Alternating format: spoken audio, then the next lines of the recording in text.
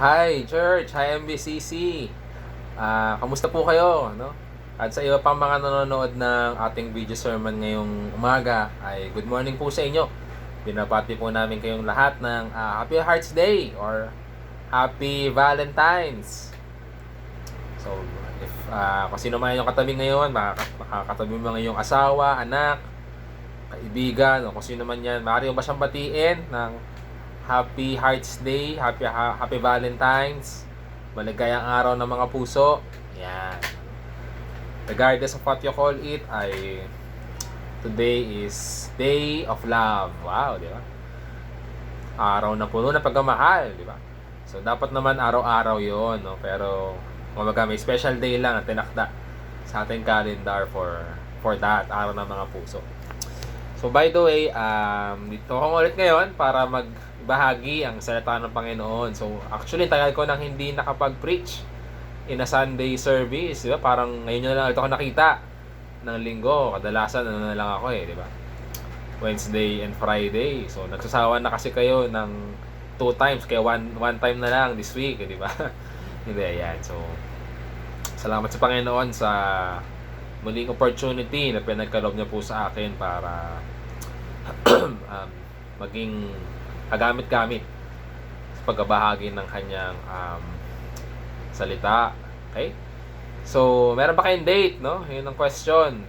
Yun ang matinding tanong ngayong umagang ito. Meron ba kayong ka-date? Meron ba kayong lakad, gala ngayon after this service, no? Baka meron, no? Bilisan na natin. Baka sabihin, tagal naman ni Pastor.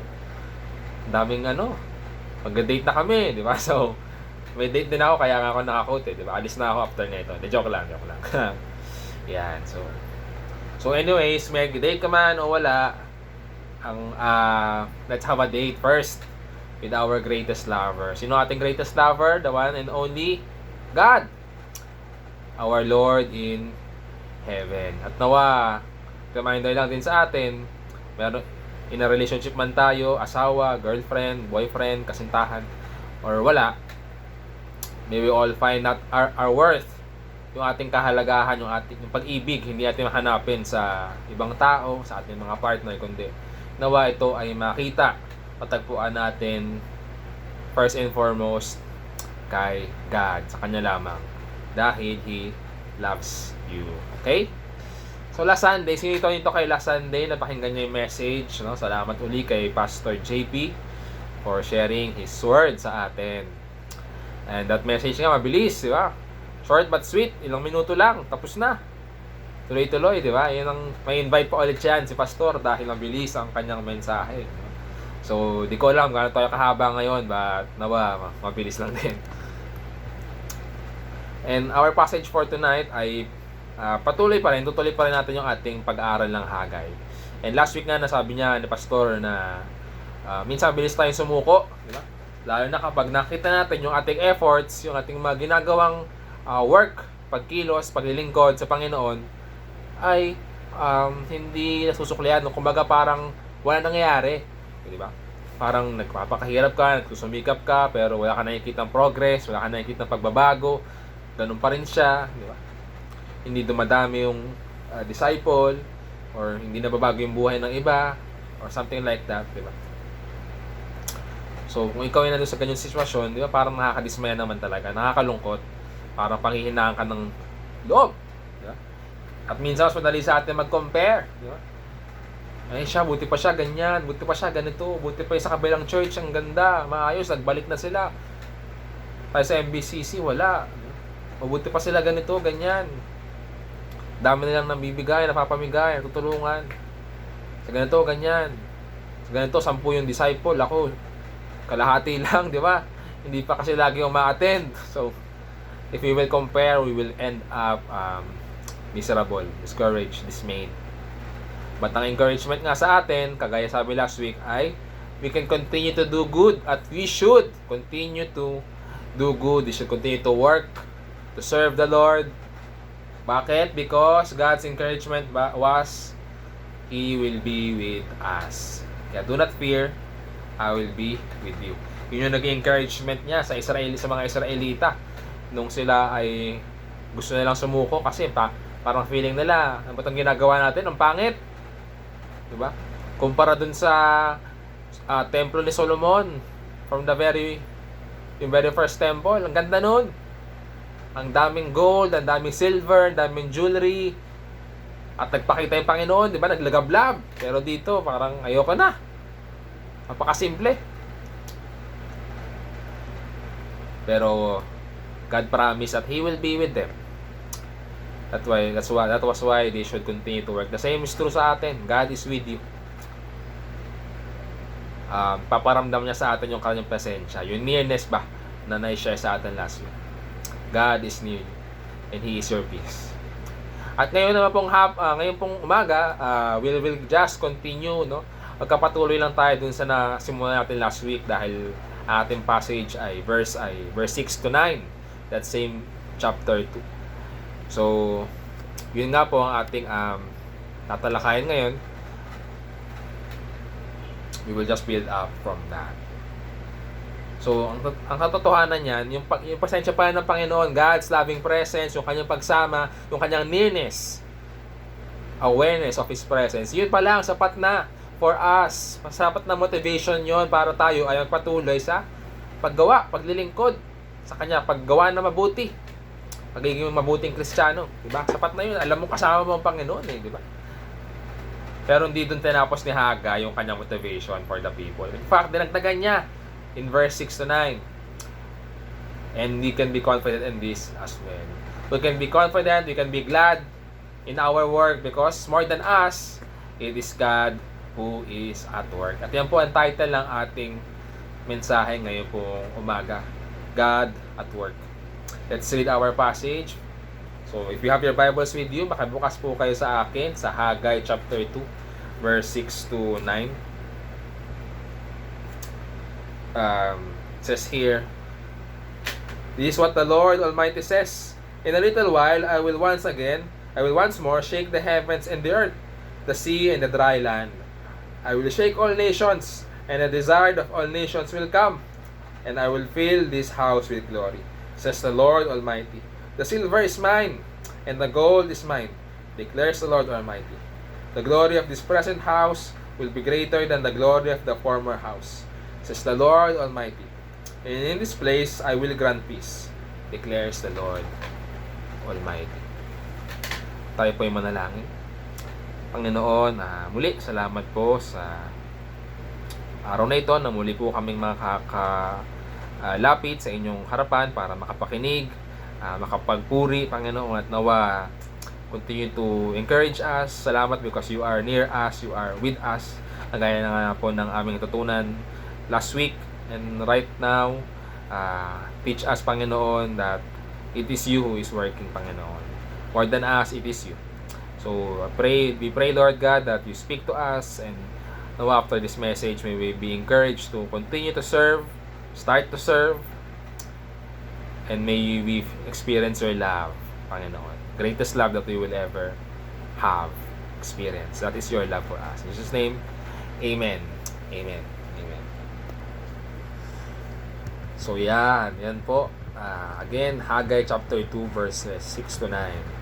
So bago tayo magpatuloy, question. If you will compare, kung kumpara mo yung iyong spiritual life noon, compared to your spiritual life, spiritual life ngayon pala, yung spiritual na buhay ngayon, na panahon ng pandemic, versus sa spiritual na buhay mo, yung bago pa magkaroon ng pandemic, anong iyong prefer? Ano mas gusto mo?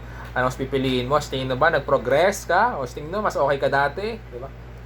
How was your spiritual life before compared to now, no? Mas intimate ka ba kay God noon or ngayon, di ba? Paano yung church attendance, no? Nakakapunta tayo sa church, no? Nakaka-attend ka physically ngayon. How about now? Nakakasabay ka ba o late ka pa rin, di ba? Something like that, or distracted ka ba habang nakikinig? Or how about your ministry, no? Naglilingkod ka. Eh ngayon, parang natigil, di tayo pwede pumunta ng church, di ba? So, may ministry ba ngayon? Ano bang klase paglilingkod sa iglesia ngayon nagagawa? How about gospel sharing? Nakapag-share ba tayo ng gospel? Mas marami ba tayo na-share noon? Kasi malayo tayong gumalaw, malayo tayong bumisita, kani-kanino. As compared to ngayon, parang lahat ng tao nakamask, parang ayaw magsalita. So if you will compare, ano sa tingin mo parang mas spiritual life, ano sa tingin mo mas bongga, mas marami kang activity ba? So siguro no, mas marami activity. Pero at least ngayon mas maraming time to be with God, to be with family, di ba? So either way, if you will diba, pwede may compare di ba? So kung ako naman tatanungin, parang mas productive nga talaga noon. Kasi pwede kang bumisita kung kani-kanino nang hindi ka nag-aalala. Ngayon mag-aalala kayo, baka ma-expose ako pag pumunta ako doon. O di kaya baka sila ma-expose sa akin, diba? Parang double think ka. Magdadalawang isip ka. So mahirap yung bumisita, and ngayon wala tayong church. Di tayo nakikita physically. So noon, pagpasok pa lang sa church, pwedeng kwentuhan di ba? Konting kwentuhan, masabi sa iyo yung kanyang prayer request, masabi sa iyo yung problema, may pagka-pray mo kaagad. And like ngayon, pag minsan sa chat mo, hindi ka pa mai-replyan, di ba? Next week ka na replyan, something like that. Minsan nga hindi. So mga something na ganyan. May mga pagkakaiba, may mga differences. Pero at least nga ngayon, we can spend more time with God, di ba? However, the question for us is, are we trapped? Trapped na ba tayo na kaka-relieve, kakabalik, kaka-compare dun sa nakaraan? Nakaraan nating gawin, nakaraan nating experiences, nakaraan nating way of paglilingkod, that we forget, nakalimutan na natin na, ay, parang mas maganda noon, parang wala na si God ngayon. I can't work right now, I can't serve God right now. Kasi sarado ang church. That we forget na God is still at work. Siya pa rin naman ang Diyos na kumikilos. Siya pa rin naman ang Diyos na buhay. Siya pa rin naman ang Diyos na pinaglilingkuran natin.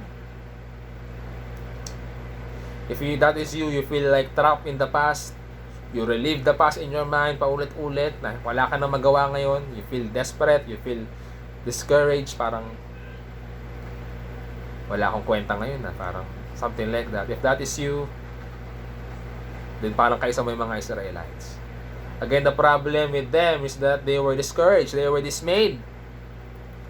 Kasi nga, again, sabi nga sa atin last week, ang ganda yung templo ni Solomon, at ang taon pa yung date na kanilang binigay, kagaya na rin nabanggit last time, ay ito yung date ng Feast of Tabernacles, last day, kung saan they offer sacrifices to God, yung kanilang harvest, and kagaya nga naman, nabasa natin sa chapter 1, di ba? Medyo kulang yung harvest. At ito yung araw na kung saan dinedicate ni Solomon yung templo, yung kanyang first temple, at doon nagpakita yung presensya ng Panginoon, nagparamdam. So hindi ko alam, maybe some of them, may ilan sa kanila na nakita yung glory ng old temple kasi 70 years has passed. So hindi natin sure, baka meron sobrang tanda, diba? But for sure, narinig na lang sa mga kwento, nakita na lang sa mga siguro drawing, we don't know. But alam na sobrang ganda noon. At ngayon, magka-celebrate sila, nakikita na lang yung temple sa kanilang harapan na hindi pa tapos, parang wag na natin kaya tuloy ito. Yeah, parang wala pa to sa kalingkingan ng ganda at karangyaan. Yung temple ni Solomon, yung first temple. That was a great temple, that was awesome one. Full of gold, full of silver, full of jewelry. Expensive stuff. At dinedicate ng king, na doon may hari. And they saw, the people of that time saw the power and amazingness of God. Pero ngayon, they don't have any king. Simple lang yung mga gamit nila. There are people opposing their rebuilding of the temple. Diba? Parang ikaw yung nandun, parang, parang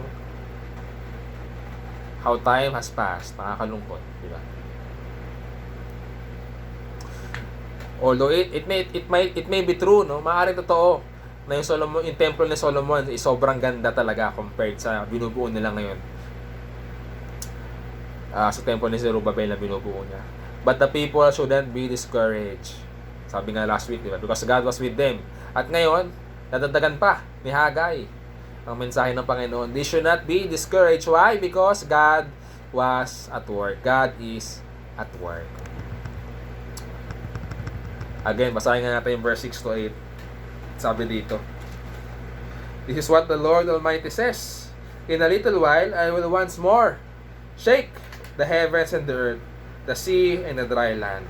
I will shake all nations, and the desire of all nations will come, and I will fill this house with glory, says the Lord Almighty. The silver is mine, and the gold is mine, declares the Lord Almighty. So may gagawin ng Panginoon, or should we say, may ginawa ang Panginoon. May gagawin ng Panginoon, yun ang pangako ni Prophet Haggai, na mensahe ng Panginoon sa kanila. At ano yung una niyang gagawin? God was at work. What was God doing? Or what will He do? What will He work at? Ano yung kanyang pamamalas? First of all, sabi niya, He will shake the world. I will shake the heavens, the earth, the sea, the land, the nations, lahat. No, aalugin ba? Ano yung kailangan? Humawak ka dahil aalugin ng Panginoon ang lahat. So when we say, when the Bible says that God will shake, ang ibig sabihin nito ay darating ang Panginoon. Kumbaga, God will appear or God will reveal Himself. Kumbaga, magpapakita siya. Or hindi mo literal magpapakita, but He will make His presence felt. He will make His presence known. He will reveal Himself. He will reveal His glory. Kung babalikan natin Exodus event, sa Exodus 19, when God revealed Himself to the people, pinaramdam niya yung presensya niya sa kanyang nation ng Israel sa Exodus 19, there was trembling. Diba?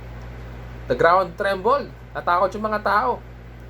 At the same time, shaking can also refer to deliverance. Kung saan minsan sa mga pagkakataon na sumabak sa giyera, sa digmaan yung Israel, and God shake, kumbaga shook, kung saan sabihin nun, yung deliverance niya nandyan na at tatalo na bigla yung mga kalaban. So that is what God will shake the world means. He will make His presence felt, and He will act, He will move, He will deliver His people. So sabi nga sa verse 4, diba, be strong and do the work, for I am with you. Pangako niya sa mga nagkatrabaho, naglilingkod sa kanya in rebuilding the temple. Be strong. I am with you. That is what you need. At ito na yung sa katuparan nun. Kumbaga, sinabi niyang, kasama niyo ako. Ito na. Paramdam ko sa inyo. Ipakikita ko sa inyo that I am with you by shaking the nations, by doing something great and amazing. At talagang di mo akalain. At ano sabi niya? So great, He will shake the nation. So great that the desired of all nations will come. So ano ba yung desired of all nations na ito na sinabi sa verse 7, di ba? So this desired of all nations, meron siyang dalawang interpretation. So doon muna tayo sa una. Mamaya yung pangalawa, balikan natin yun. So let's focus on the first, no? Sa other translations, ang ginamit, sabi sa NIV kasi, the desired of all nations. Pero sa ibang translation, kagaya ng ESV, the word they use was the treasures of all nations. So yun yung unang interpretation ng desired of all nations na ito. But with God shaking the whole world, with God doing something, with God on the move, He will bring the treasures of all nations towards His temple. Literal. Kumbaga, yun yung literal na ibig sabihin, na first meaning. Gagawin ng Panginoon, He will cause the nations to contribute to the building of His house, of His temple. Kung sabi nila, ang pangit, walang karangyaan, napakasimple. Pero they wanted to adore it more, pero they were limited sa kanilang resources, itong Israel. Gusto pa nilang pagandahin, pagparangyain, pero saan kakuha nun, di ba? They were just a people coming from exile. We don't expect them to have so much. So how? Di ba? But it is God, di ba? It is God who will shake, who shook the nations. At nangyari, these nations, the other nations, they contributed para mapaganda yung tahanan ng Panginoon, yung templo ng Diyos. So God moved, shaking the nations, making His presence felt among His people, gagaya ng pinangako niya. At ang nangyari, kung pupunta tayo sa Ezra chapter 6, dito si King Darius, a Persian king, a pagan king. Anong sabi? The people, there were some foreigners na gustong i-oppose na naman yung rebuilding of the temple. So kung babalikan natin in Ezra, worth reading na niya, basahin niyo po yan. Nasimulan na nila tapos na nila yung foundation until may kumontra sa kanilang mga foreigners at nagsumbong sa hari ng Persia. At yung hari na yon, I forgot ko sino yon, pinigilan ngayon yung rebuilding of the temple. Gumawa siya ng kasulatan, huwag niyo ituloy yan. Sa Ezra chapter 4 ata yan, kung di ako nagkakamali. So the rebuilding was stopped for mahabang panahon, maraming taon ang lumipas. And then eventually, with the help of Prophet Haggai and Zechariah, God moved these people. So sinabing, oy, masyado na kayo natenga, build my house again, obey me. And that's what they did. Pero hindi ibig sabihin smooth sailing na, hindi ibig sabihin madali na lahat. There were still some people, some foreigners na gusto pa rin silang i-oppose. Kung mabasahin natin sa Ezra chapter 5 to chapter 6. Pero this time, imbes na matakot sila, they continued in rebuilding the wall. At nung gumawa ng sulat, yung mga kumukontra sa kanila, to the king of that time, which was King Darius nga, imbes na kontrahin sila ni King Darius, ang ginawa ni King Darius, sinuportahan pa. Diba? Sabi niya, I will protect you. Kumbaga, kung sino mang magtangkang, pumigil sa inyo, at suwayin kayo, ako mananagot sila sa akin. You are protected by the king of Persia. At di lang yon, sabi niya, anything that you will ever need. Ano ba? Gold, silver, mga alagang hayop na i-offer nyo. Don't worry about that. Ako nang bahala dyan. Sagot ko na yan. Diba? King Darius, a pagan king. Hindi naman siya Christian, hindi siya Jew. Kasi no God, I don't know. Hindi ko alam. Pero pumayag siya na rebuild yung templo ng Diyos. Again, the Israelites, they were in exile sa Babylon. After ng Babylonia, sinakop sila ng Persia. Pero itong mga Persians, pinayagan silang umuwi. At di lang basta pinayagan. Ito na nga, dawating si King Darius, and he allowed them to rebuild the temple. He protected them. He promised to provide for them. Sabi sa verse 8, I own the gold, I own the silver. Lahat ng kayamanan, nahahangarin mo sa Panginoon. Siya ang nagmamayari. Kung nais niyang i-adorn, pagandahin yung kanyang templo, yung kanyang bahay, ng mga bagay na ganun, He can. The people were so concerned of those things, forgetting that God owns them. God owns those things. And dito sa ginawa niya through Ezra 6 ay pinatunayan niya na if I want, His provision is enough. He owns everything, and if He wants to use it, if He wants to give it for His glory, He can and He will. So again, sino mag-aakala na si King Darius, a pagan king, will protect and provide for the rebuilding of the temple, will protect and provide the Israelites? Ito yung God shaking the nations. Ito yung pagkilos ng Panginoon. Ito yung revelation ng kanyang kapangyarihan, ng kanyang presensya. Diba? He revealed His mighty presence and power by using pagan nations to contribute for the glory of His temple. It was God at work. Ang Panginoon ang siyang kumilos. Di naman nagmakaawa si Zerubbabel, di naman nagmakaawa si Joshua na King Darius, please provide for us. Diba? King Darius, maawa ka, protektahan mo kami. Hindi. He didn't see that coming. Wala nangyaring ganun. But it was God who was at work. As kung mabasahin natin again, yung verse 6 to verse 9, puro sabi ng Panginoon doon, puro, I will do this, I will do that. Diba? I will do this, I will do that. Sabihin siya, nagtakda, siya kumilos by using these people. Hindi mo inakala yung pagginamit niya.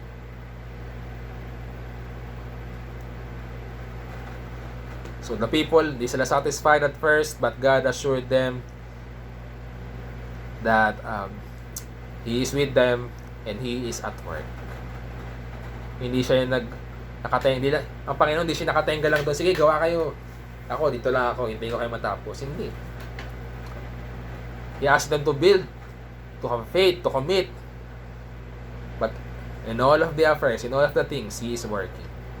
Siya ang kumikilo. Siya ang gumagawa. So the question for us is this. Anong kailangan mo? What do you need to complete God's task? What do you need to complete God's work? What do you need para masimulan mo? Kung ano man pinagagawa sa iyo ng Panginoon. You know it. I believe may pinapagawa sa iyo ng Panginoon. But what do you need? Kailangan ba ng financial na pera? Ano ba? Kailangan ba ng iba't ibang klase materyales? Kailangan ba ng supplies? Ano ba? Financial needs? Kailangan ba nito? Oras? What do you need? Who owns those needs? It is God. Ang Panginoon ang siyang may-ari sa lahat. And remember this, God can provide for those needs. Kung noon na-provide niya para sa mga Israelita for His glory, for the glory of His house, God can provide it to you. So you can give Him glory. So you can work and serve Him wholeheartedly. Ang kailangan natin gawin ngayon, commit to His work. Diba? Hindi naman agad-agad binigay ng Panginoon kaagad yung kailangan nila, yung hinahanap nilang gold, silver contributions. But He wanted them to work first, to commit first, to have faith first. So maaaring ganun din sa atin. Commit first to the work of God. Commit first to serving God. Ano mang klaseng form yan na pinagagawa sa iyo ng Panginoon. Have faith first. And He will provide for your needs. Whatever needs that is. He will provide yung kailangan mo, yung wisdom na kailangan mo, materials na kailangan mo, pondong kailangan mo, financial, whatever it is. By God's grace, He will provide. Kagaya ng message natin last Wednesday, di ba? God will provide. Let us be good stewards, ano man yung kanyang i-provide. At di lang, we can also be generous with what we receive, with what, kung ano yung pinavide sa atin ng Panginoon, wag natin ipagdamot. Dahil again, bigay lang yan. Bigay lang yan. When God gives the provision, let us do that. It is for His work. For His glory. Okay? So that is the first meaning of that. So water break.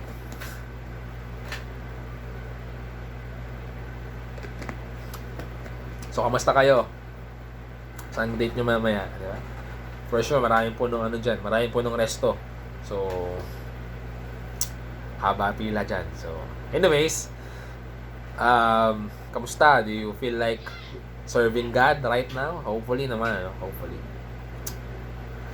So, that is the first meaning. Sabi natin, this passage, yung shaking the nations, yung desired of all nations, it can have two meanings. So, yun yung first meaning. No? Literal, God provided for His work, so He can provide for you too. So you can work Him. You can work for Him. Just commit to the work first. Just have faith first. And He will provide. Hindi naman tayo pababayaan di ba? So pangalawa,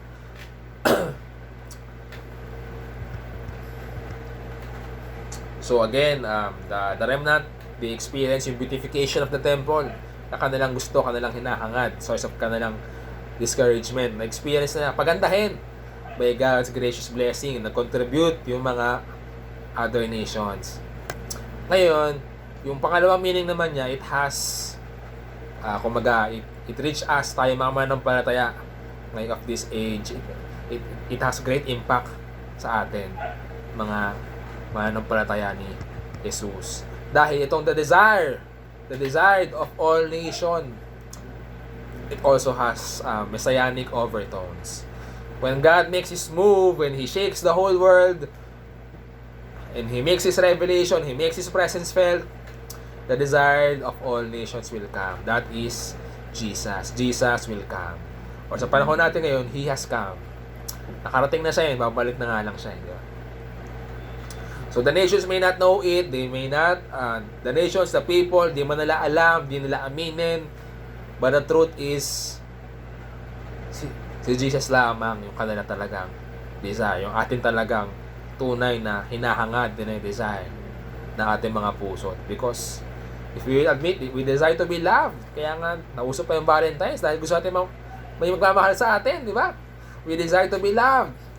We desire to be cared for. May mag-aalaga sa iyo, may mag-aaruga. We desire to be protected from harm, di ba? We desire to be provided for. We desire to be saved, to be delivered from our problems. At maraming pa tayong ibang kagustuhan na ang katotohanan ay matatagpuan lamang naman kay Jesus. Diba? We just have to realize that the nations, the people, kailangan lang ma-realize nila yon, so that they will know that it is Jesus, ang tanging Panginoong Jesus lamang ang hinahangad ng lahat. And the question for us, so reflection din, what do we desire, or who we desire more, who do we treasure more, what do we treasure more? Do we treasure Jesus more, or we treasure earthly things? We treasure earthly pleasures more than kay Jesus. So tayo lang makakasagot niyan as we search our hearts. What do we desire? The desire of all nations or other things? In fact nga niyan, katunayan, sa paglipas na maraming panahon after the time of Haggai, after the time of Zerubbabel's temple, maraming pinagdaanan yung templo, yung second temple na ito ng marami siya pinagdaanan ng desecrations or kalapastanganan ba yung templo ng Panginoong Diyos. For one example, there was an emperor, si Antiochus IV. Ang naging nickname niya sa sarili niya ay Antiochus Epiphanes. Ibig sabihin ay God manifest. So, feeling niya Diyos siya, di ba? Yun pa lang, alam mo nang hindi maganda ang gagawin na ito. So, ito si Antiochus, ang ginawa niya, he defiled a temple of God, a temple na binuo ni Zerubbabel. How? By sacrificing pig offering in the name of Zeus doon sa templo ng Panginoong Diyos. At alam naman natin that for the Jews, pig ay unclean, hindi dapat kainin, no? Hindi dapat i-offer sa Panginoon. At ang ginawa nga ni Antiochus, nag-offer siya ng pig at di para sa Panginoon, para kay Zeus doon sa templo ng Diyos. So kalapastanganan 'yon, di ba? Sa Panginoon. Hindi maganda. Kaya dahil dahil sa kanyang kalapastanganan, si Antiochus, nagkaroon ng Maccabean revolt. Kung saan naging leader nila si Judas Maccabeus, kung saan nag-lead siya ng revolution kontra sa mga Greek leaders of that time. So doon nakabasa yung apocryphal book na Maccabees. So baka nabasa niyo na yun, hindi ko alam, no? So yan, yung sa mga Maccabean revolt, doon po yun. So, yung Maccabees. So yan, so sabihin, the temple experienced desecrations, pambabastos, kalapastanganan. At di lang yon, no? Si Jesus nga, di ba, during his time, kung mabasa natin sa Gospels, lahat ng Gospels yata na record ito, kung saan sinabi niya doon, nirebuke niya yung mga nandoon sa templo at sabi niya, he called the people around the temple, di ba? You have made my father's house a den of thieves, a den of robbers. Diba? Parang nilapastanganan din kasi templo ng Diyos, dapat doon ka na nanalangin, pero doon naggagawa ng shrewdness, monkey business yung ibang mga tao.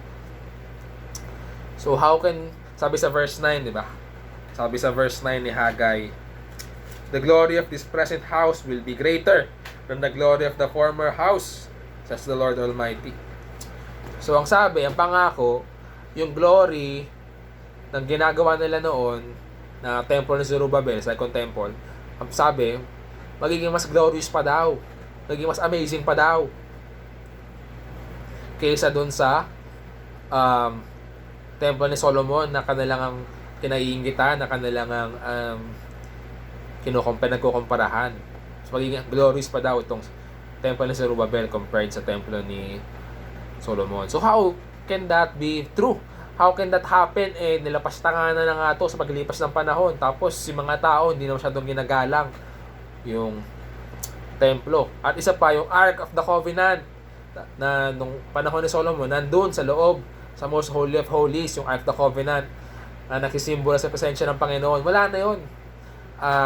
Wala nakakalam kung nasan yun. No? Parang siguro, yung first exile ay kinuha na rin siguro ng mga Babylonians. We don't know where it is. So, wala na yun. Yung sumisimbolo sa presensya ng Panginoon, wala. So, paano nasabi ni Haggai paano nasabi ng Panginoon through the prophet Haggai that this second temple will be greater than the first? Sa dami na nangyari na hindi naman maganda. Di ba? Yet God's promise that this temple will be greater, will be more glorious than the first. Nangyari ito. Nasa katuparan ito. Paano nangyari yon? Because Jesus Himself, Jesus, our God, our Savior, He came to the second temple. He entered the second temple. He entered the temple na binuo ni Zerubbabel. At doon sa templo na yung Diyos, doon siya naglakad-lakad, doon siya nagturo ng salita ng Panginoon, nag-preach, rebuke the people, taught them the truth. Doon siya nagpagaling, He worked miracles there, He did amazing things there. So it was the presence of Jesus. It was the presence of Christ. It was the presence of God Himself that made the seeming ordinary temple great and glorious. Although yung panahon ni Jesus, di maintindihan ng mga tao na siya pala ay Diyos di ba? They didn't understand. And si Haggai, si Zerubbabel, si Joshua, at yung mga tao, they didn't even, hindi naman nila naabot yung panahon ni Jesus. They were already dead during that time. But it was the presence of God, it was the presence of Jesus that made the second temple even more glorious than Solomon's temple. Yung temple ni Solomon maganda kasi maraming ginto, maraming alahas, ganyan. Pero yung templo ng binuo na pangalawa, nandun ang Panginoon. Literal na nandun. Doon niya hinayag ang kanyang sarili. Doon siya nagpakilala. Doon niya na-reveal that He is God.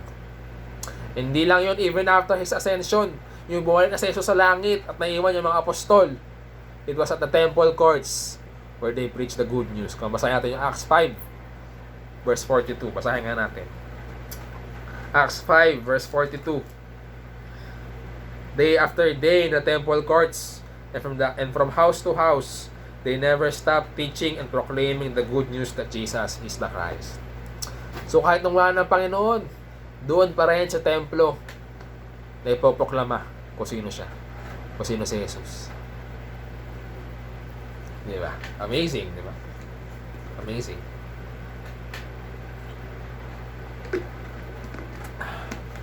Excuse me. So yun, going back to our situation, talagang madali eh. Mabalik tayo sa muna natin nabanggit. Talagang madali. Ma-discourage when we compare our progress from the past to now. Or if we will compare our progress, our work sa ibang tao na feeling natin ang bilis ng usad. Talagang nagagamit ng Panginoon, talagang amazing yung mga resulta na nangyayari. Lalo na ngayon, pandemic, di ba? Again, when our efforts seem to have no progress, seem to have no result, kung may resulta man, parang kabaliktaran ng gusto natin, di maganda compared sa iba. If we focus on those things, we will be dismayed. We will be discouraged. But church, again, the promise or the reminder for us today, do not focus on those things. Do not concern ourselves on those things. We may not see right now, we may not understand right now, o baka nga hindi pa tayo maabutan. Kagaya nga ni Zerubbabel, hindi naman yan experience yung pagdating ni Jesus, yung glory ni Jesus that filled the temple. But the truth is, God is at work. Ang ating Panginoon ang siyang kumikilos. He's working through us. Yes, that's true. But more than us, it is Him. Siya talaga kumikilos. Moving behind the scenes. We may not see it, we may not know it, we may not experience it agad-agad, but believe that He's doing something amazing in His own terms, in His own time. Wala sa efforts na ginawa mo, He's doing something amazing from the efforts na ginawa mo, ginagawa mo ngayon, at gagawin pa lang. Believe. By faith, believe. Let us believe that God is doing something. Kaya naman, don't give up. Huwag tayong sumuko, huwag tayong mapanghinaan ng loob, huwag tayong biglang bumitaw kaagad. Sabi nga last week, di ba, kapit lang. Hold on. Not on yourself, but hold on to God. Leave the results to Him. Iwan natin sa Kanya resulta kasi minsan we're so controlling. Dapat by this time, ito ka na.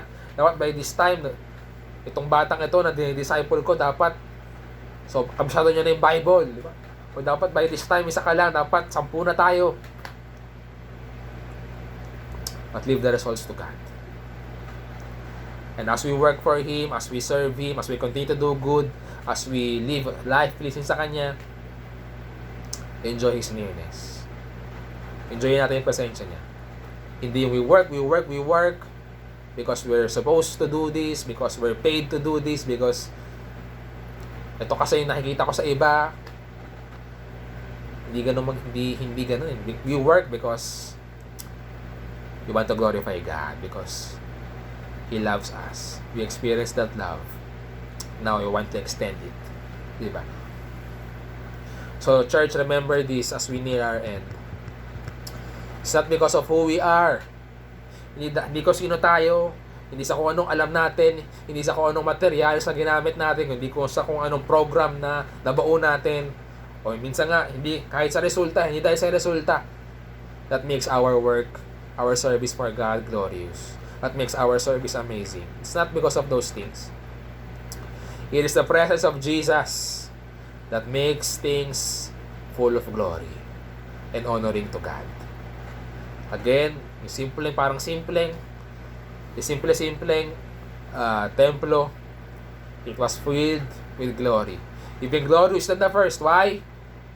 Because it was Jesus who was there. It was Jesus who was preached there. It was Jesus who was glorified there. It was Jesus who na-experience ng mga tao doon sa templo na yun. So the same is true sa buhay natin. Hindi tayo ang nakapag-glorify sa ating mga gawa, sa resulta, but it is God. It is the presence of Jesus. So church, ano man ang itsura, ano man maging resulta, minsan parang di favorable yung result ng ating mga pagkilos, ating effort for God, ating service for God. But as long as Jesus is preached, as long as Jesus is there, as long as Jesus is acknowledged, He is honored wholeheartedly, God's glory is there. Nandun yung glory ng Panginoon. Diba? Ang sarap. Parang sarap maglingkod kung, nga, no? Hindi ka result-driven, hindi ka nagko-compare, but you know that God is with you. You know that God is with you. Diba? At sabi pa nga, diba? In this place, I will grant peace. Peace or shalom. It means in the absence of conflict, but rested.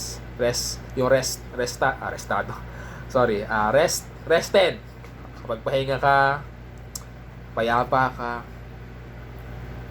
So in life, in our journey, in our service, in our work for God, hindi laging payapa. But we can be rested. We can be at peace. Because God is with you. Because God is at work. Because Jesus is with you. Di ba? So church, as we near our end, by the way, no, as we near our end, so ngayon naka-YouTube tayo, so pero meron din naman comment section sa YouTube, di po ba? So if you have any prayer request, you have any comments, meron kayong reflection, meron kayong price items na gusto nyo i-share, o meron kayong business na gusto nyo i-plug, anything like that, pwede po kayo mag-comment, no, in our comment box. We will pray for you. We will rejoice with you. We will mourn with you. Kung may problema po kayo, you can be open, transparent with us. Di ba? So yan, as we end, God's promise of an even greater temple, even greater glory ay nangyari when Jesus came. At ba't dumating si Jesus? We all know why He came. To save us from our sins. Siya namatay para sa ating mga kasalanan. At dito natapos yung muli siya nabuhay. He was raised to life, full of power. And salvation in His hand, freely given to you, to those who believe. To those who lay down their lives at His feet. So lahat ng ito ay bunga ng pag-ibig ng Panginoon sa atin. Kaya siya dumating kagaya ng pinangako niya. At a true encounter with Jesus, with the living Son of God, will lead us to worship. Pag naranasan mo ang Panginoong Jesus, mag-lead to sa iyo pag-worship. Worship with your life. At di lang yun, service. Serving Him wholeheartedly. Working for Him wholeheartedly. So, you must encounter God first bago ka mag-serve. So, hindi yung maglilingkod ako para hanapin ng Panginoon. No. It's because you encounter God, you encounter Jesus, that's why you can serve. So I hope and pray that you encounter Jesus today. Hope and pray na magkaroon tayo ng desire to serve God and to serve others. Paanong paraan man yan. Sabi nga last week, diba? To discipleship, to share the gospel. Pero dagdagan pa natin through, di ba? Living a life pleasing to Him. Living the holy life na Kanyang nais. Or baka meron kang gustong salihan na church ministry. Kahit limitado tayo ngayon, pero di ba? Why not? If you think of something, go ahead. If you have someone to share the gospel, you want someone to, meron kang gustong pagshare ng gospel, go ahead. Serve God. Work. Meron kang gusto i-disciple, gabayan. Meron kang kilalang may problema, gusto mo siyang tulungan, go ahead.